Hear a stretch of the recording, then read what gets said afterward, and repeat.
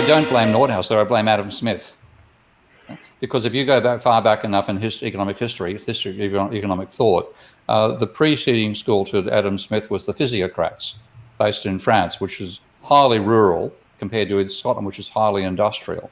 Smith actually went to France and met the leading physiocrats, and their argument came from a book by Richard Cantillon, which is, I can't think of the title right now, but Richard Cantillon, you'll find the book online. And the opening paragraph of that book says is that land is the source of all wealth.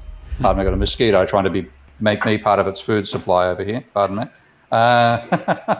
One of the joys of living in Thailand. So they said land was the basis of all value. Now you look at the first chapter of Smith's Wealth of Nations, and he's taken land out and he put labour in. And I can understand it from his point of view. He's in industrial Scotland.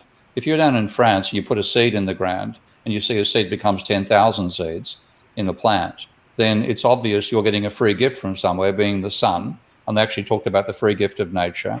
And that was the sort of thinking they had, which fundamentally energy played an essential role, even though the word energy hadn't been invented at that stage. The word energy was only written, I think in 2000. Oh, I got him, beauty. Invented in 1809 by an English polymath. But they saw an essential role for energy and said that's what we're exporting and turning into wealth. Whereas Smith said it's labour. Now, what that set up over time was the labour theory of value battle. Where does profit come from? Was it labour or capital? Okay, and we then had Marx coming out of that. Okay, and then the neoclassicals come along and say it's labour and capital together. But in the process, we've forgotten energy. We've forgotten the real world. And so you have models of production in which energy plays no role. Now, if you have energy in there, by definition, you have to have waste. Okay.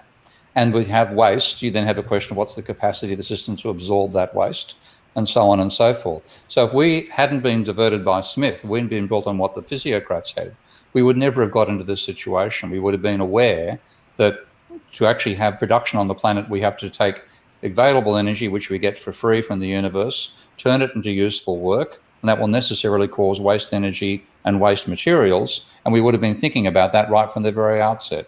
Instead, we're going to realise it in the middle of a crisis.